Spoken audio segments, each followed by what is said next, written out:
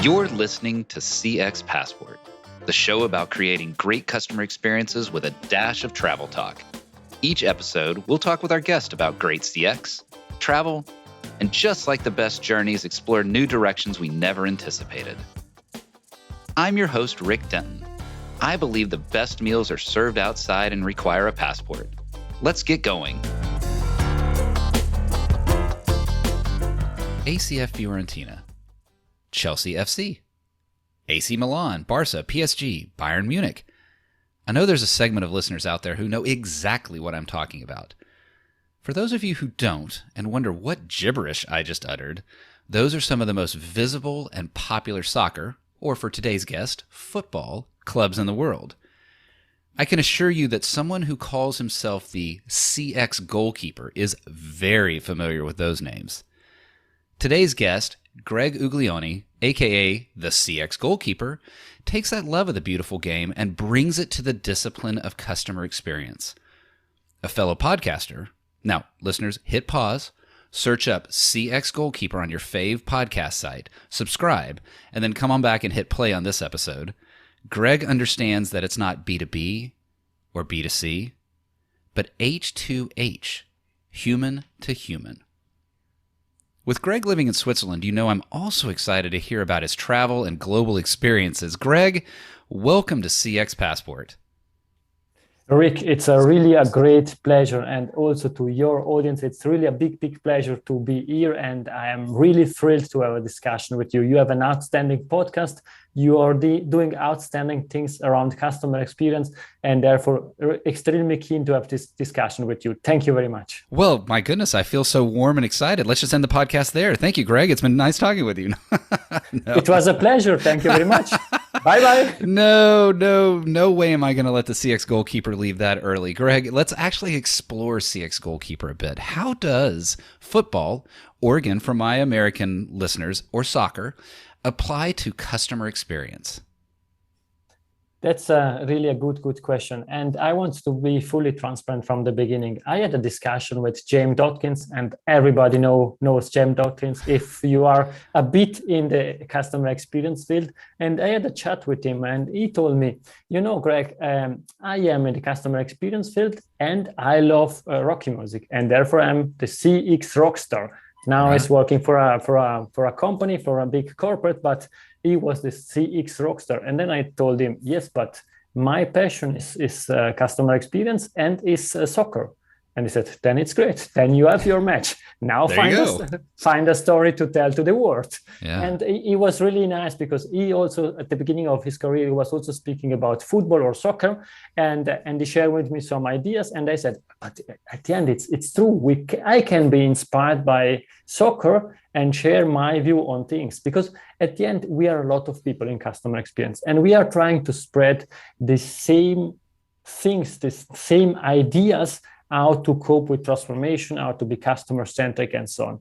And if I would be the next one, bringing always the same example of outstanding company like Zappos, Disney, Amazon, and so on, it's always the same story. And therefore I said, let's try to tell a story, but a different one. And it's clear, not everything fit between customer experience and soccer, but there are quite a lot of things. And if you want, I can share one only to kick off the discussion. Oh, no, I absolutely want to hear the how does it apply? Because I can start to envision some things, but the CX Goalkeeper clearly is someone who's going to know what the tie-in to soccer, football, and CX is. So what is that tie? How does that work? Really extremely happy. Then please, ladies and gentlemen, plan the next 5 hours because I'm going to speak for 5 hours. Joke by side. It's maximum 90 minutes. Oh, goodness. No. Well, I control the editing, so haha. That's not, no, but back to soccer. You are always selecting the highlights, and I want to share also with you only the highlights like after a soccer match. First of all, if we think about the customers in soccer, or the fans, and think about the fans. Fans are emotionally involved in what they are doing. They are spreading positive word of mouth every day for their team, even if their preferred team lost the match. It means they had a bad experience and they continue sharing positive word of mouth. Oh, yeah. And they are spending quite a lot of money. Think about True. how much merchandise I bought from my preferred team and how much I spend for tickets watching the team. And I think quite a lot of businesses are dreaming of having customer-like fans. Yes. Yeah, absolutely. That fan, you almost have a built-in promoter. They will always recommend that team to their friend and family for sure, won't they? Exactly. I think that's what I'm always saying. I will promote my team forever if they win the championship, if they win the Champions League. But even if they would lose all the matches, I am emotionally linked to them. And therefore, I try to support them as much as possible. How do you see the players? I'm wondering about the players on the field or on the pitch. I'm still learning, but players on the pitch. How would you describe them in the context of customer experience as they weave together? I think for me, it's quite clear, and everybody has a different story, but they are the employees. And Okay. based on the fact that you are mentioning that, really summarize to the maximum, you have 11 players on the pitch, and they have all together the same target to win the match. Okay. They know I have the target to win the match. I cannot win alone, or there are really a small amount of players that can win the match alone. True. But normally they win together. They are helping each other, and therefore the coach select the best suited players to win the game based on the competitors. Mm-hmm. Think about doing exactly the same in business. Instead of having the accounting department, the finance department, the contact center department, the marketing department, you take all the best people, the best player, the best employees from these teams, you put them together to achieve one common goal. In our customer experience language, for example, to optimize one journey, not only in the run the business, but also in the change the business. Then you have one super motivated team from all the different departments that are enabled and empowered to achieve something. Think about having this opportunity. Yeah, and I like the way you're talking about the 11 players, because especially, well, actually in almost any sport, but I think about soccer or football specifically, you think of those 11 players, you've got somebody as distinct as the goalkeeper who is there to do their role, all the way up to the striker who is there to do their role. You got the midfielders, all of these different roles. And yet you said something that caught my ear, and that is, but they all have one target. Now, not every single one of them, and okay, sometimes it happens, but not every single one of them will actually put the ball in the net. But their role is to help build to a scenario that the person who does put the ball in the net is successful at putting the ball in the net. And so they all, in spite of what their role is, will have that same one target, that one objective. That really does, I would imagine that does resonate with business. Exactly, because think about the different departments having different targets. It's the same. If we tell to the midfield players, you need to run as much as possible, they could run in round 10, 20, 40 kilometers or miles, and they would achieve their goal, but they didn't win the match. Yeah. And therefore, thinking about different departments having different targets, it doesn't really make sense, because we know that marketing needs to improve acquisition.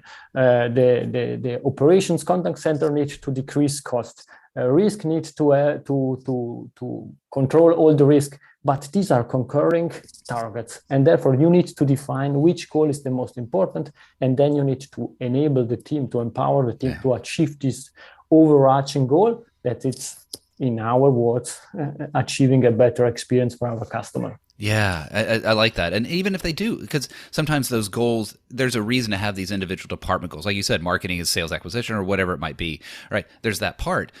But it's all tied to, the game is only won or lost. And soccer, football is particularly painful in this regard, actually, by the number of goals that go in versus the number of goals that go against. It is amazing how many matches I've seen where the team dominates possession, dominates, pick your metric that you might use, and yet the only one that matters is goals. I think your CX Goalkeeper really, really does apply in an amazing way here. Now, let me pull us off the pitch a bit here, because I think we could spend the whole episode talking about that. But I want to talk to you about something you said as well. You mentioned transformation, and it is such a hot word right now. Transformation. It can be organizational transformation, digital transformation, experience transformation. There's so many categories. But I'm curious what transformation means to you when you use that phrase, especially in the context of customer experience.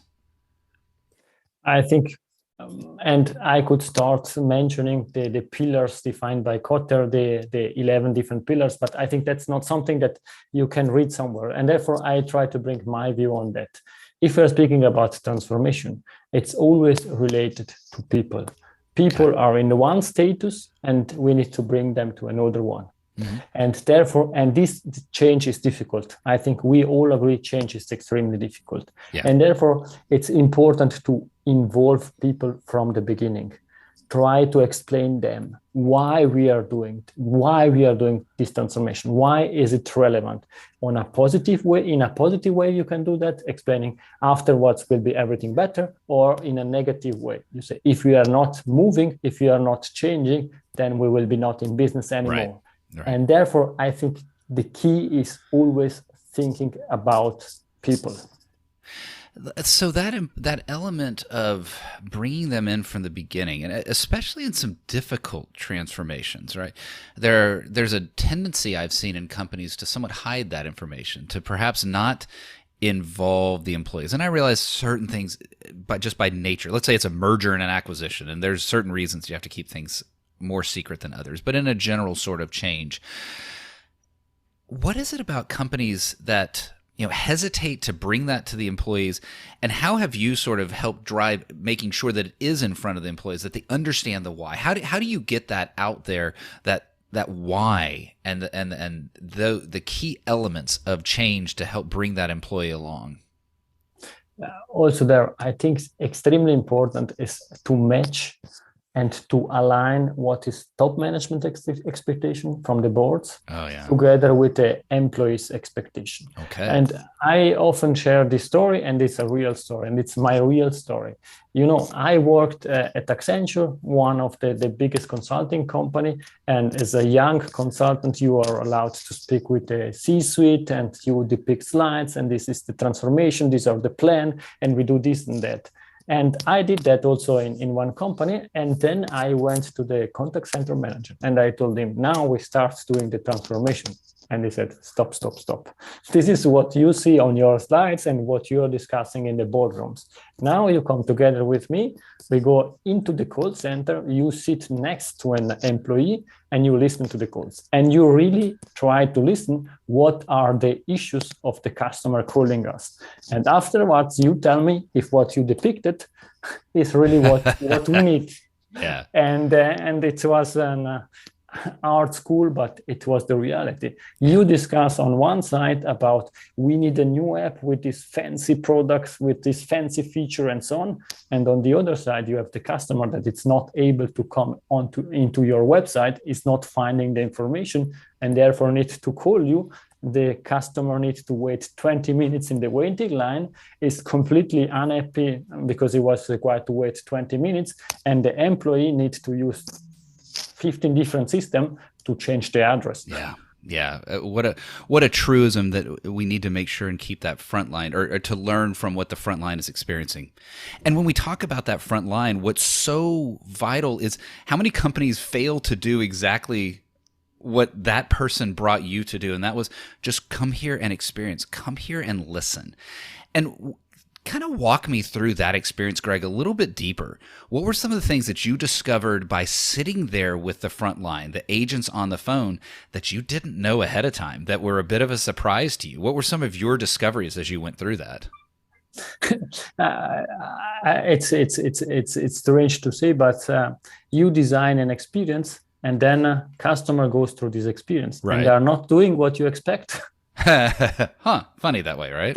Exactly. This is extremely difficult to understand, because if you are, and the credit card issuer was quite inside out focused, we know our business, we know what our customer needs. Then to change this mindset, for example, introducing a voice of the customer solution. This is what we did, and it helps really to try to understand and to create awareness around what were really the issue that our customer were facing. And we and quite a lot of companies were extremely product focused. Mm-hmm. We need to improve this product, we need to improve this feature, and so on.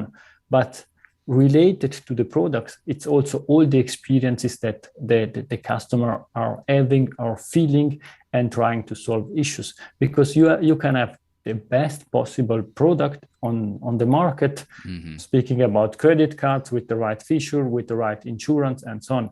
And then you go to the shop and the card is not working. Right. And these are the experiences that our customer were facing. They forgot their PIN code, and they were not able to use the card. They were not, for example, not all the cards were accepted around the world. If we're speaking about American mm-hmm. Express, the acceptance of American Express outside of the States, it's not so big. Okay. And therefore, these are really the basics issues that our customer were facing. And for me, but also for the company, was important to understand, let's first fix the basics and then start speaking about delighting customer, creating wow experience, and all this stuff. But first of all, it's important to manage the basics and having running system that works properly and enable a consistent superior experience. You know, I'm thinking back to the football analogy, right? And some of what you just said certainly applies there. It's really great if you can design a phenomenal set piece, something really exceptional on a corner or a free kick that let me use it, surprises and delights your fans into a goal. But if you haven't gotten the basics of just being able to pass between two players and making sure that your touch when the keeper kicks it halfway down the field, that you can actually get that ball and secure possession, and that you've got a very thoughtful approach to how you're going to defend if there's an overlap or those kind of basics. It really doesn't matter how fancy your set piece is. What matters is your basics. And taking that to the credit card example you're describing there, get some of those basics in play. And when you had the opportunity to sit there and listen to the front line, and then I imagine the company listening to them, the voice of the customer through the front line, some of those basics and those basic needs come to mind, as opposed to the really fancy things that perhaps a marketing team or a product team might want to design. Let's get the basics right first. I'm with you there, Greg, for sure. And think about trying to delight your customer, but in soccer, and you start the game losing 3-0. Yeah. But you've got a really, really cool corner kick. That's great, but you're losing 3-0. Exactly. Or they played very well, but they lost 3-0. Yeah, exactly. And boy, that hurts. Therefore, exactly. First, it's really the basics needs to work properly. And afterwards, then you can start trying to delight the customer. Yeah. And there are quite a lot of examples, because at the end, really, the basics should work properly. Yeah. And then you can start thinking about everything around. And the basics need to consistently work. And then you can strategically delight your customer. When you are winning 3-0, then you can start doing the different corner kick or score special goals and stuff like that. Right.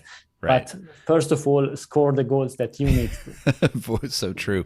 The word delight comes to mind that you just said there. And I did mention that I'm talking to you in Switzerland right now. Well, I'm not in Switzerland, sadly, but you're in Switzerland. And I've had the chance to go there, although it was a long time ago, 1995. So it was that long ago. But I remember it as one of the most beautiful places in the world. But for you, it's home. So I'm curious, thinking of Switzerland, or maybe even outside of Switzerland in that area, what are some of the stories from travels you've had in that region or even beyond?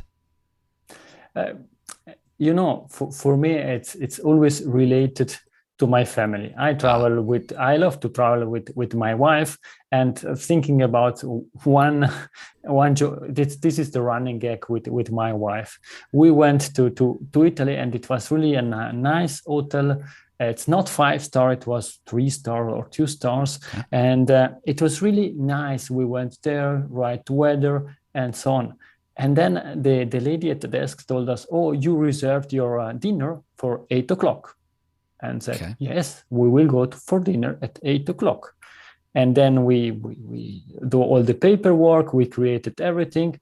And then she told us, your dinner is reserved for 8 o'clock. And we said, yes, it's understood. Thank you. And afterwards, really, we moved to the elevator. She brought us to the elevator and she said, do you remember your dinner is at 8 o'clock? Okay. We went into the room, and it's not a joke. The phone rang. Your dinner is at 8 o'clock, and it was 4 p.m. or something like that. We had plenty of time. And this is the running gag when I ask my wife, when do we have dinner? Or she asked me, then I say, it's at 8 o'clock. Now, Greg, you've got to tell me the end of that story. Did you make dinner by 8 o'clock? Sure. And it was a nice dinner, but we were quite stressed to be really on time for this dinner. I wonder if there was some cultural differences there, that you were dealing with a culture that was very time punctual, and they perhaps perceived that you might not be a time punctual couple. I don't know, but that's a very, very important 8 o'clock. But this is the big difference, because normally Swiss people are really punctual, and we presented ourselves as Swiss people, and therefore if you tell us at 8 o'clock, then we are there 5 to 8. It's not 8:15 or something like that. And therefore it was really strange, but for us it's the running gag.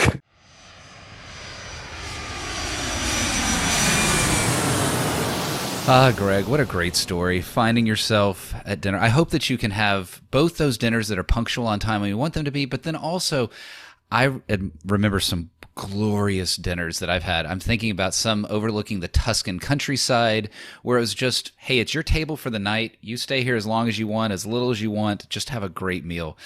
But that's the beauty of these kind of travels. Now, I do know one thing about travel. It can be exhausting at times, and so it's important to get a little lounge action from time to time. So how about you join me here in the First Class Lounge? We'll move quickly here and have a little fun. What is a dream travel location from your past? It was Mauritius. Ooh, tell me about that.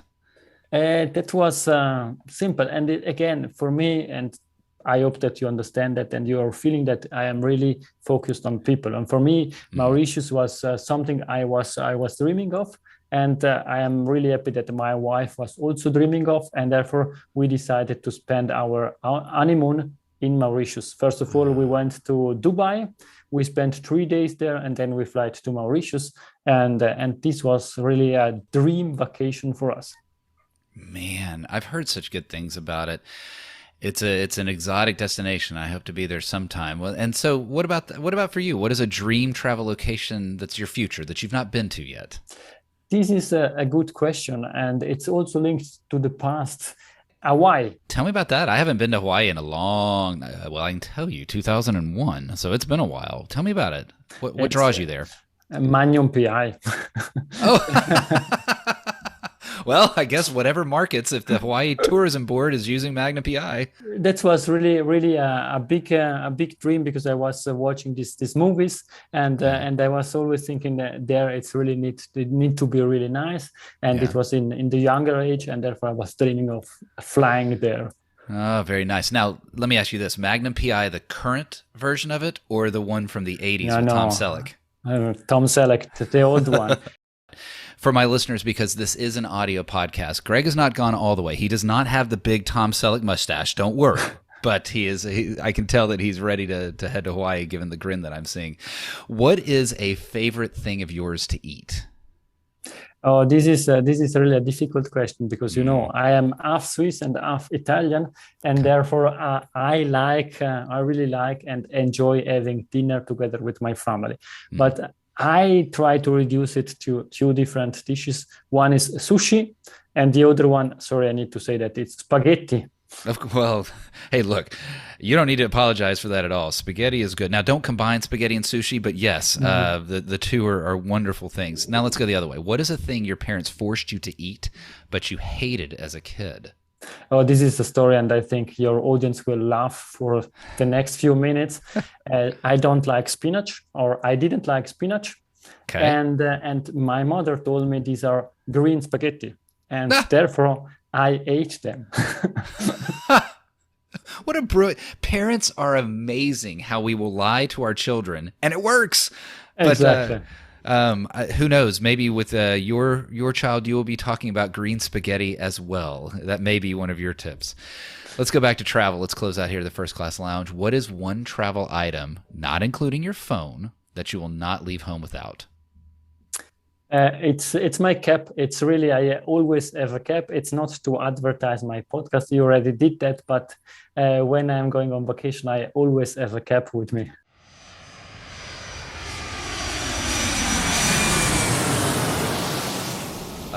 Greg, I love the idea of the cap. As my and by the way, listeners, I'm not suggesting this is why Greg is wearing a cap. But for me, I too have to always be somewhat aware of my hat because, well, I don't have quite as much hair on the head, and I'm finding myself sunburned there more than I like to be sunburned. So the cap does become particularly important in certain destinations like Arizona or others that have a lot of sun. You know, one thing I noticed, Greg, in your LinkedIn profile when we were getting to know each other is, and I referenced it in the introduction, but you said it's not about B2B or B2C. We are in an H2H, human-to-human environment. I love it, but I really want you to expand on it. What does that mean to you? I think throughout my career, I had the chance and the opportunity to speak really with a lot of people, to see a lot of different projects and so on. And you can discuss about the targets, the metrics, and how you measure transformations. But at the end, it starts and it ends with human beings. We are all human beings. We are, for example, forgetting that when we start working, we are also customers.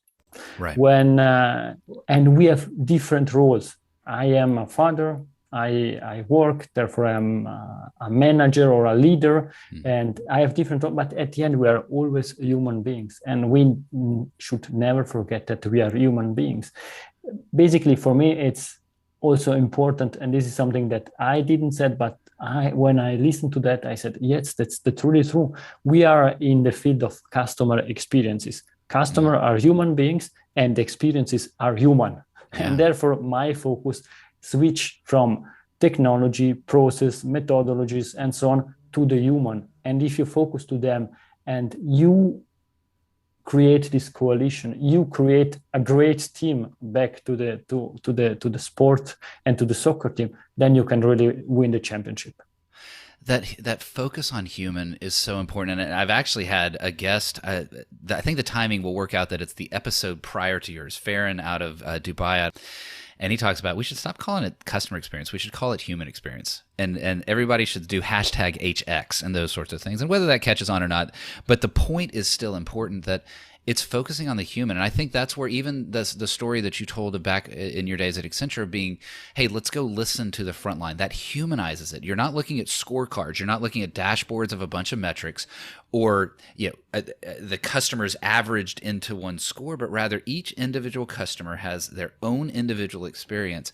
And that forcible choice to think human helps me as an individual, helps teams, helps companies think of the humans that are being supported by the business decisions that are being made. I love that approach that you're making, Greg, by saying, hey, we're in a human-to-human environment. I want to, as I kind of cheat and look to the side here, I see that we're nearing the end of time, so I want to close out kind of linking those thoughts together with a current experience of yours. You're helping transform employee experience at a well-known hospital in your area. And we all know that employee experience is a key factor of customer experience. So let's talk about that in that context of human to human. How do you think about employee experience and how do you help transform employee experience? This is a great question. And as you mentioned, I started working in an hospital, and therefore it's really the beginning of the transformation.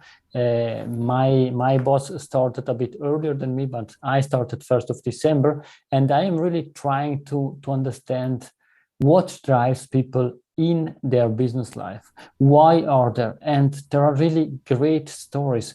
I was speaking with physicians, and they told me, for me, I am really motivated and I want to spend my time together with the patients. And this is for me the most important thing, to work with them. But I understand that we need to change because I don't have enough time to spend or to invest with each patient. And therefore, if you from this transformation can help us investing our time in a better way together with the patients, then we can really understand them better and we can help them better. And therefore, also there, for me, the first thing is to listen. And then when I get enough information, then to start trying to use these methodologies, that well-known methodologies like patient experience, employee experience, the design of the different journeys and creating new journeys for them. But now for me, it's time to listen. We have 2 ears, 1 mouth, and therefore I try to listen twice as much as I am speaking and really trying to motivate the people. We have this our vision is we simplify life of employees and of our patient. And there it's our focus, how we can simplify life and explaining to everybody working there why we are doing that. We are doing that to simplify your life and the other one. That simplification, it's so important. You even alluded to it back in the Accenture story when you talked about a customer calling in and the employee has to go to 15 different screens to find information. You know, that kind of simplifying the employee experience, the physician experience, the nurse practitioner experience, the radiology tech experience, all of those employees, the simpler that it is made for them, that the business, the bureaucracy of medicine is made simple for them, then they can turn their energy not to how on earth do I fill in this chart, but instead listening and caring for the human that is there at great need. All right. If you're in a hospital, you're typically at great need and you want a human interacting with you, not just some employee robot. And I think there's a lot to that. I hope that you and I can continue to stay in touch as you go through this journey with the hospital experience, because I think that's going to provide some really interesting stories of how you've made lives better for the physicians, the nurses, the techs, and then how in turn that made it better for the patients as well. I think this is the value added of our community, the customer experience community, that we help each other and we try to explain the others what we are doing, why we are doing, how we are doing that, and then we can grow together. And at the end, if I make a mistake, why should you do exactly the same mistake? I can tell you, pay attention, I did this and that, and it didn't work in my case. Perhaps you can learn something from what I'm doing. Yeah.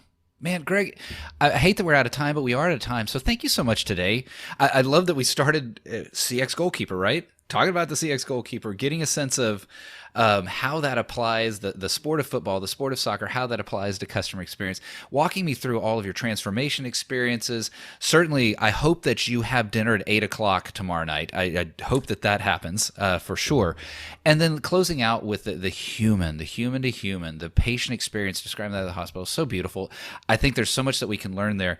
There's a lot that people might want to learn from you or hear from you. How can people get in touch with you? How can they hear CX Goalkeeper? How can they get in touch with you? The easiest way is LinkedIn. You can find me on LinkedIn, or you can use my website, www.cxgoalkeeper.com. And if you add /podcast, then you will find also my podcast. Awesome. I'll get all of that into the show notes so that if you're listening to this now, don't have to write it down. Just scroll down and you can take a look there at the show notes and be able to access Greg's contact information, the best way to get in touch with him. Greg, thank you so much today. I wish you all the success on in your world on the CX pitch going forward.